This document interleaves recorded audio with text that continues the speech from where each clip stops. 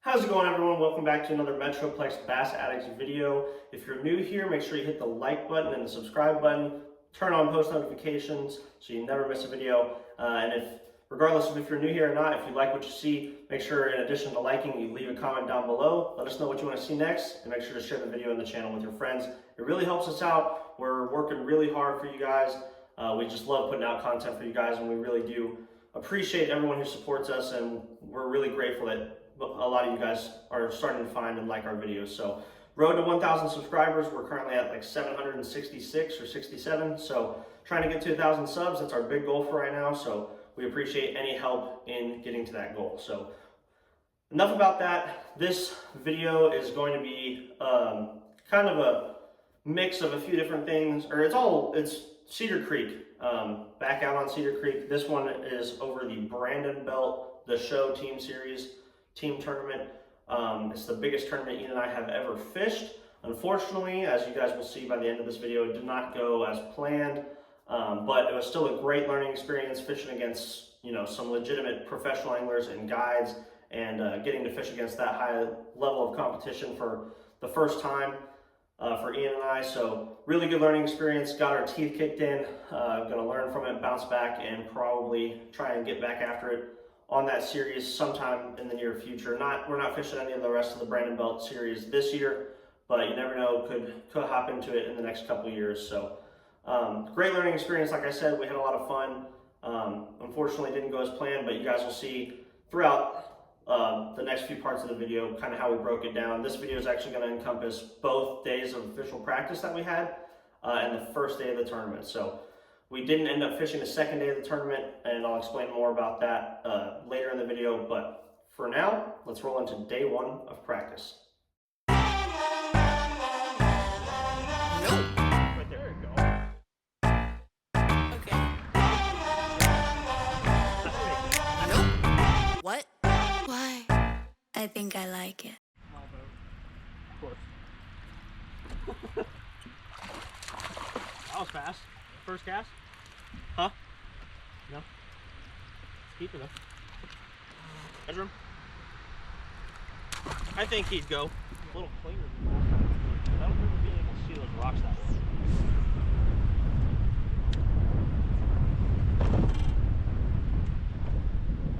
Ah, dang.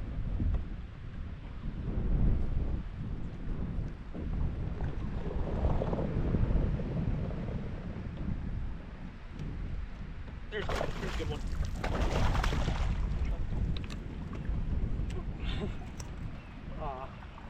Threw my tail off my G-crack.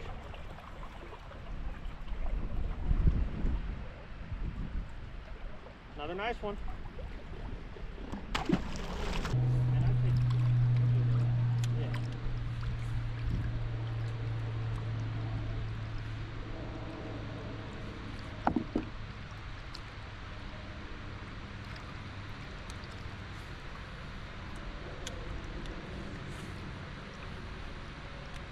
There's one.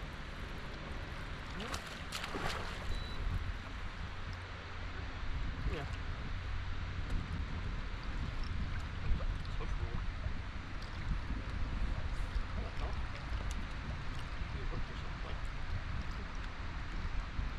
Another fish.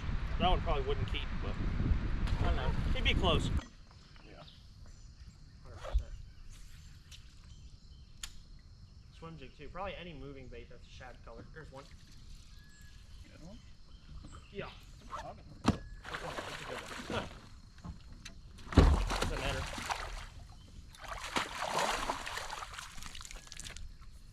Hell yeah. You choked it too. Yeah.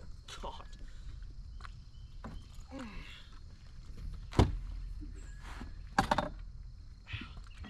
There we go, guys. There's a chunky one. Take 5 of those on Saturday. Just right in the middle of that. Yeah. Yeah. That's the kind that I want to see in our spots practicing for this tournament. Biggest one of the day. Nice one.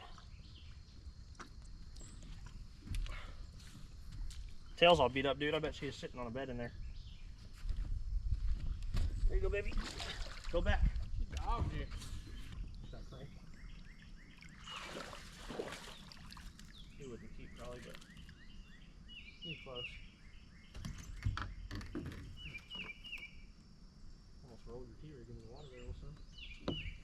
On.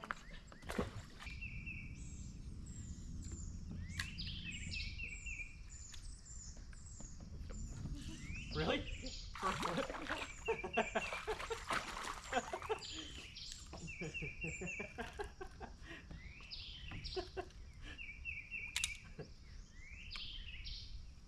First flip.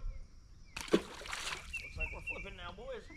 All right, guys, so as you saw, day one of practice was pretty good. We didn't catch any true giants, but we did have a limit for probably 13 to 14-ish pounds. Our first two fish of the day, actually, we did not get on camera. We were having issues with one of our SD cards, and so we actually ended up having to go back to the truck and get another one. So where it picks up in the previous clips you guys just watched was about an hour and a half into our first practice day. We had already caught two decent keepers on one of our normal stretches that we fish out there on Cedar Creek that we typically do really well on. And then after that, you saw we picked up where we ran up into the little sneaky little river that we like to go fish as usual, and caught them pretty good on the chatterbait. And I caught one that was like 3.5 or 4 pounds, and several other nice keepers. So right then and there, our mindset with that was, all right, can't win this tournament against these good fishermen with 13 pounds. We knew that. Our mindset was, hey, we came in here pretty quickly and we caught a lot of really nice fish that would fill a limit and be still slightly better than average keepers to kind of get us started throughout the day, or depending on what we find in day two of practice, could be our backup plan, or it could be where we go to fill our limit after we catch 1, 2, or 3 decent fish out on the main lake. So that was kind of our thought process there after day one of practice was, hey, we have our limit spot figured out at least. Now we can spend all day tomorrow for day 2, looking for some bigger bites, looking for bigger groups of fish, maybe offshore, looking for bed fish that we can mark. And so that was kind of the deal there. We did find kind of midday, day 1, we found like a 5 or 6 pounder on a bed by a tree. So we just marked that and moved on. We found a few other bed fish as well that were between 3 and 6 pounds from what we could see. Obviously, this is just what we were guessing, but overall, day 1 of practice was a really productive day and we were feeling really optimistic. So now let's roll into day 2.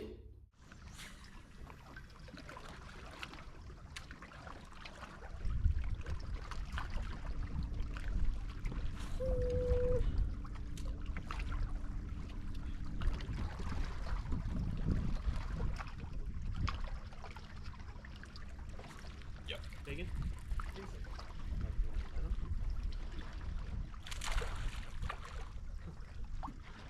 Camera's on.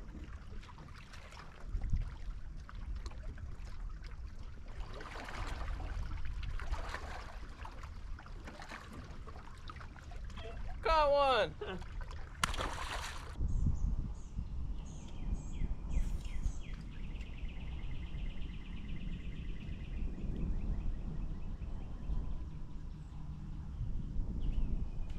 Oh, beast that eye. Huh? I feel like this is, yep, good one. Bro, you hit that spinnerbait. I don't even remember what I was gonna say. Oh, yeah, I was gonna say, I feel like this is where a decent sum of tournament release fish come. Yeah.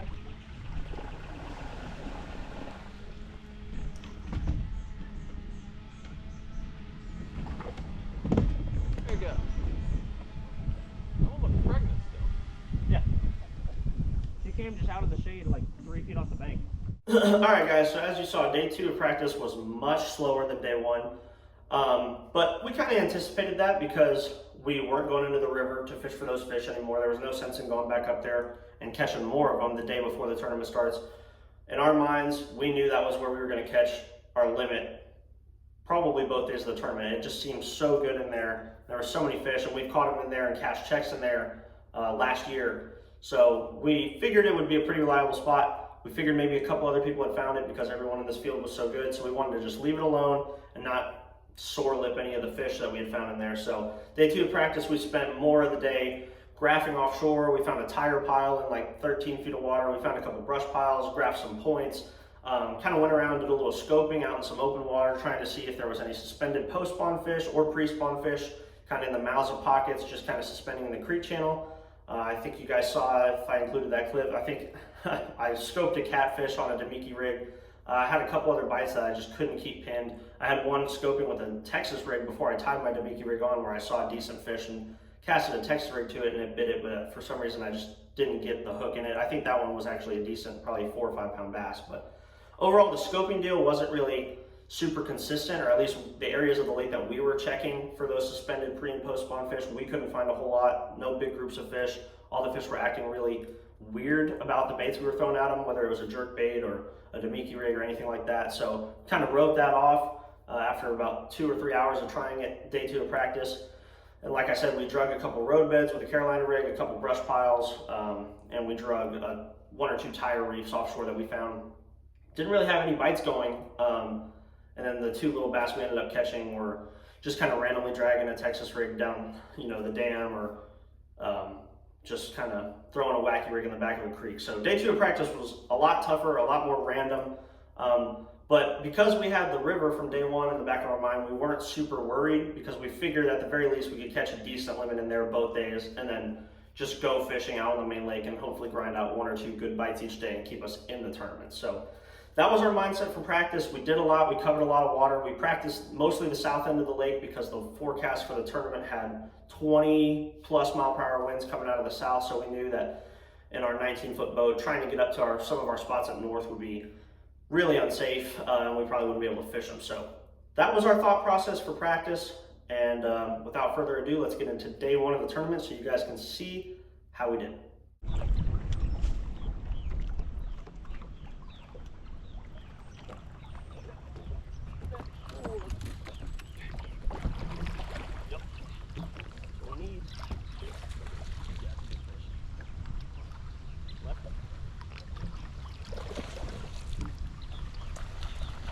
Oh my god, Chatterbait came out. Oh my god. I probably got that on this camera. Yeah. Oh. Oh. Bro, I saw it zing by my eyes. Is there a way to start Brandon Belt?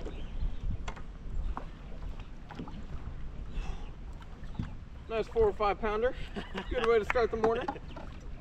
Chatterbait.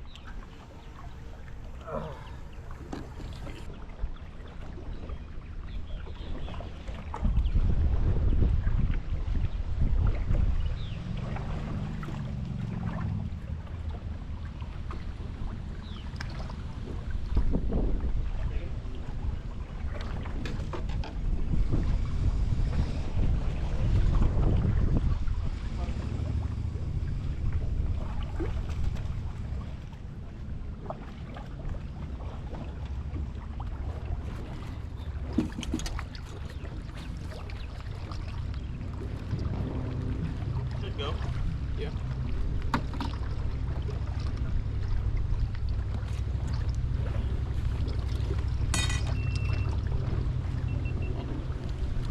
All right, guys, keeper number 2. Got a lot of work to do, but it's a good start.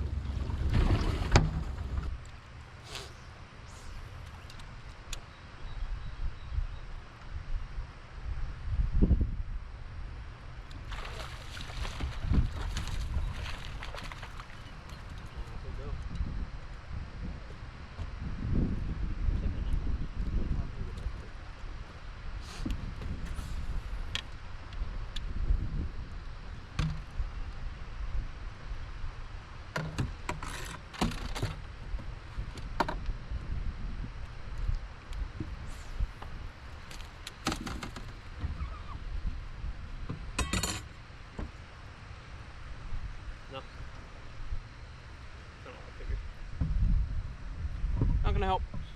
Back motor hitting rocks.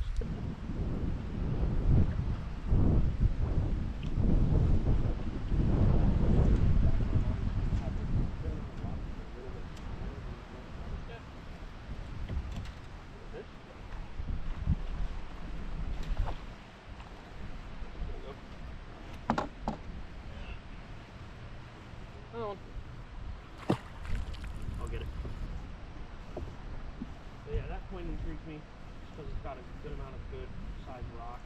It's a little bit shallower than our other stretches, but still decently deep. And it should have a decent crosswind going across it, but I don't think it's going to be like because of that island right there. I don't think it'd be screwed.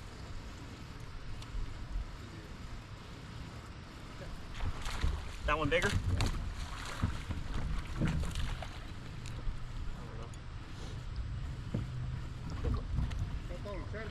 Yeah. Yeah. He might go. Huh? Nope. All right, guys, so as you saw, day one of the tournament was a disaster for us. You know, things started out really good. We went into the pocket where on day one of practice, we had found like a 5 or 6 pound bedfish on a tree that I mentioned earlier in the video. And the reason we did that was because we figured that we would catch a limit in the river pretty easily, just because of the way it went in practice and because of our history fishing in that river. So we knew we needed 1 to 3 bigger bites out on the main lake to go with the limit we'd catch in the river and kind of cull a few of those out to really have a shot at doing well in the tournament, cashing a check, placing high. So we started on this bedfish because it was the biggest fish that we had located that we had seen. And actually at the end of day 2 of practice, we went, like the very last hour of day 2 of practice, we went back to that same spot where we had found that fish. The water had gotten a lot muddier in there, so we couldn't see it anymore. But Ian actually flipped in there several times with a Texas rig and actually got her to bite, and we watched her swim off the bed, holding onto the bait for about 10 feet, and then he finally shook her off. So it only took a few pitches. We figured, hey, if we could go there in the morning, catch her super quick, that's a 6 pounder, then we can go fill our limit in the river, should have around 18 or 19 pounds, and then we can come back out and try to catch one more 4 plus, and hopefully have over 20 pounds and have a really solid day 1, and then day 2 just go fishing. So that was our thought process. Unfortunately, we got there before anyone else to that spot with the bedfish on day 1, early in the morning, fished her for about 30 minutes, 2 separate times. The water was still muddy, never saw her, never got her to bite. And then on the way out, we actually saw another boat trying to fish for her, and talking to them, they said that they hadn't got her to bite and that they thought that she was gone. So she most likely spawned out, I guess, the rest of the evening of day 2 and left, or that influx of muddy water just pushed her off or something. I'm not exactly sure, but we did not catch her. But as you saw, we did go across the cove, and Ian managed to catch that 5.5 pounder on a chatterbait to start us off. So early in the morning, we were still in high spirits, even though we didn't catch that bedfish, because we had our big bite that we were looking for and that we were hoping for on day 1 of the tournament. So caught that fish, went to one of our favorite dock stretches, caught another decent 2.5 pounder. And at that point, we're thinking, hey, we got our big bite out here. We got another solid keeper. We're on pace to do what we need to do. Let's run into the river and go give it a shot, and we should hopefully have a decent limit. And for whatever reason, I don't know if it was just the weather change between being sunny in practice to cloudy during the tournament, had them roaming around a little bit more or not. It seems like the sun is a key to the bite in the river. The water's pretty stained, and it positions the fish right up against the rock, or right against, you know, trees and under bushes in the shade where they're a little bit more predictable where they're going to be, where you got to cast to catch them. So I don't know what happened, but we caught 3 shorts in the river, no keepers, and after about 2.5 hours of burnt time doing that with nothing to show for it, we made the decision to run back out of there and just kind of scrambled around the rest of the day, and unfortunately did not run into any more. We found a few more on beds, but we couldn't get them to bite, and we just got kind of spun out. So, you know, it happens. It's part of the game. The mental game is the hardest aspect of bass fishing, especially tournaments. So definitely disappointing, especially because we thought we had a solid plan and we normally do really good on Cedar Creek, but that's just the way it goes. So we ended up finishing the tournament, I don't even know, somewhere below 100th place, because we made the decision not to fish day 2. We only had 7.92 pounds on those 2 keepers you saw us catch, which had us in like 80th something place, and you had to be 18th or higher to cash a check. The guys who were leading had over 35 pounds day 1, and second place was like 29, and 18th was still almost over double our weight. And we knew we'd have to have a monster day 2 to even have a shot. And we knew that we were not around any fish or on anything for that to realistically be possible. You know, looking back on it now, do we wish that we would have stuck it out? A little bit, but you guys will see from the next video, what we ended up doing on day 2 of the tournament, that I feel like we made the right decision. We spent a little bit of time on Lake Athens, and we actually took a guy fishing with us that had never been fishing in a boat. He was just on the bank and we met him. So we felt good about the decision.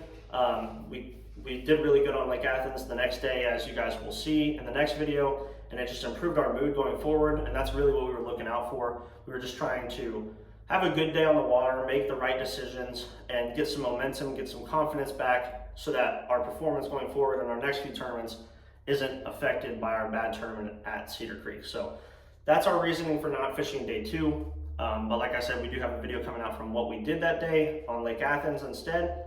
But yeah, tough tournament for us in our first professional tournament. You know, Brandon Bell does as close to a professional team tournament series as you can get. $50,000 first place prize, $1,500 entry fee, open to pros, guides, and amateurs. So really awesome learning experience to fish against some of the absolute best fishermen in Texas on our favorite lake and get our teeth kicked in. Definitely learned a lot from it, and we'll be back. So appreciate you guys watching. I know this one was a long one, but we appreciate y'all sticking with us, and we'll see you on the next one. Thanks. Here we go, at the top of the class on a roll, and it's time to run it up, yeah you know.